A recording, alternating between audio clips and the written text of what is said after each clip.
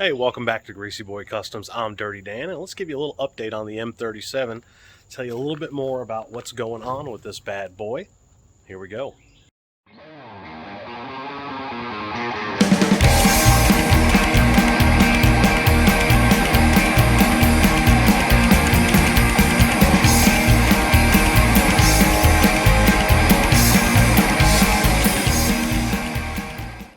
So on the list of things yet to be done, we still have to make the bracket for the transfer case control levers.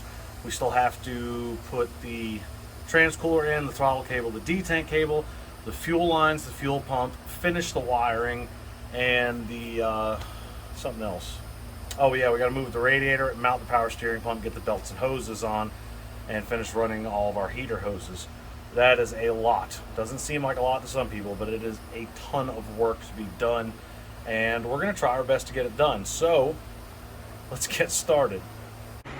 So we did get the low car bracket on to mount to our Phytech. This is a really nice bracket. We've got our detent cable hooked up, and we've got the throttle cable coming very soon, and we've got our throttle pedal installed. If you'll remember in a previous video, we made up this throttle pedal, mated it to a new style one. We had to make a little adapter plate here, and this way it looks like a factory pedal, but it operates with a new style cable.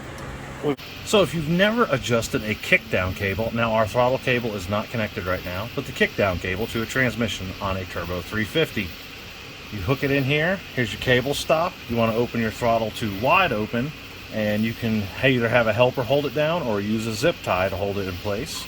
You're going to pull this cable as tight as you can, and then you're going to take that cable stop and loosen it, and you're going to slide it all the way out. Again, wide open throttle, pull this cable as tight as you can, and then take your throttle stop and move it all the way against that and lock it down. Then you can release it. So we're not using the clutch pedal anymore because it's an automatic, but we want to leave it in there. We'll use it as a footrest. But we got to lock it in place. That's where this comes into play. Just took some sheet metal, bent it up, you slide it like that around the clutch pedal, and then we'll run a screw through each side, and it'll hold it in place, never come out, hopefully. Hey, look at that, the throttle cable came in. Hip hip hooray. We got it all hooked up, and if you look right there, there is our throttle bracket. We got to trim the ends off the bolts, but it worked out pretty well, and it'll work out just fine here, I think. Looks good, operates smooth. On to the next thing. Power steering pump. Now this is a really cool bracket, and it mounted right to the head. So we have low clearance. It's made for a short water pump setup. It comes with the reservoir. We just have to plumb our lines in. And really nice deal. It worked out perfect. We just got to finish modifying our alternator bracket now because it interrupted that. And we're going to have to change out the water neck because it's in the way of the sensor. We also got our radiator painted black, so it blends in a little bit better. And we also got some work done on the lights. There was a severe amount of corrosion in them, but we're in the process of wiring these over to 12 volt.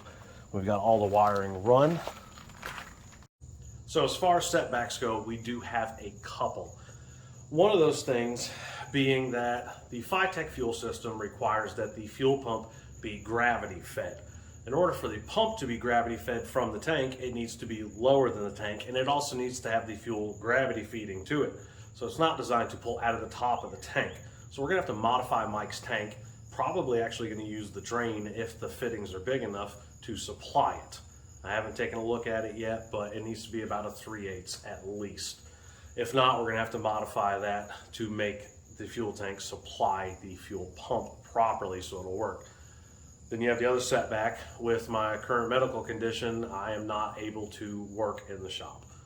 We're gonna keep moving on with it though. We're gonna try to do our best to get it knocked out as quick as possible. Literally the only things left are finishing up the 12 volt conversion, plumbing the fuel system, and just tidying up a couple things and like belts and hoses and some small things. And then we can start test driving this thing.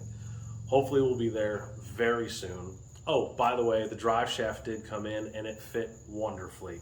Unfortunately, it took almost 4 weeks for the Driveshaft to be modified, built, and come back to me, and it cost over $300. It was like almost $400 for a Driveshaft that was this long. but it worked, so I can't be mad, and we don't have too many options in this area for people that can make drive shafts. So, like I said, moving forward, we're going to continue on with this. We're going to try to get some more stuff knocked out and make good progress, and hopefully it'll be ready for this season coming up and just in time for the weather to cool off a little bit so Mike can take it out and enjoy this thing. Thanks for joining me. Until next time, happy hot rodding.